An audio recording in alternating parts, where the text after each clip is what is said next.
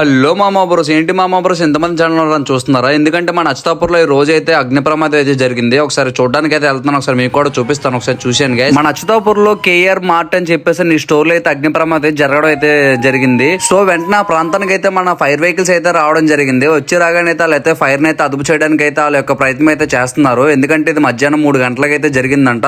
So నేను duty నుంచి వస్తున్నప్పుడు 6 అయ్యింది. సో అప్పుడు నేను చూసి వీడియో అయితే తీసాను అక్కడ అయితే లొకేషన్ కి వెళ్ళి. అలాగే ఈ ప్రమాదం జరగడం గల కారణం ఏంటని చెప్పేసి అక్కడ ఉన్న వాళ్ళు అయితే అడిగాను. సో అడిగితే అందులో పనిచేసిన 3 వ్యక్తులు అయితే నాకు చెప్పారు ఎలా జరిగిందని. సో ఎలాగంటే బ్యాక్ సైడ్ ఏదో అయితే మంట అయితే పెట్టారో లేకపోతే అంటుకుందో తెలియదు, అట్టముక్కలు కాలాయంట. సో వీళ్ళు చూసుకోలేదు. సో అలా స్ప్రెడ్ అయ్యి అలా అగ్గి వచ్చేసి మొత్తం ఒకటి ముట్టుపోయి అలా ముట్టుపోయిందంట మొత్తం. సో దాన్ని అయితే స్టార్టింగ్ లోనే కంట్రోల్ చేస్తుంటే ఇంత పరిస్థితి అయితే రాదనమాట.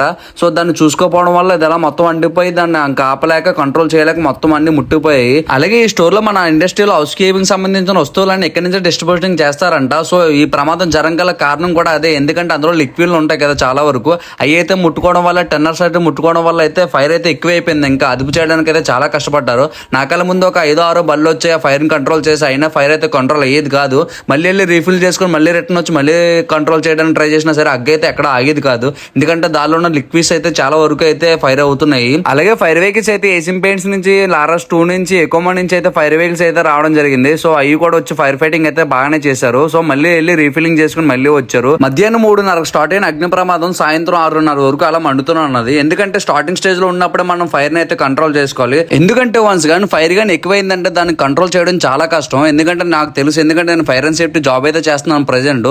సో నాకు తెలుసు కాబట్టి మీ అందరికీ చెప్తున్నాను, ఏదన్నా అగ్ని ప్రమాదాన్ని స్టార్టింగ్ స్టేజ్ లో కంట్రోల్ చేస్తే మనకి ఎటువంటి ప్రమాదం, ఆస్తి నష్టం కూడా జరగదు.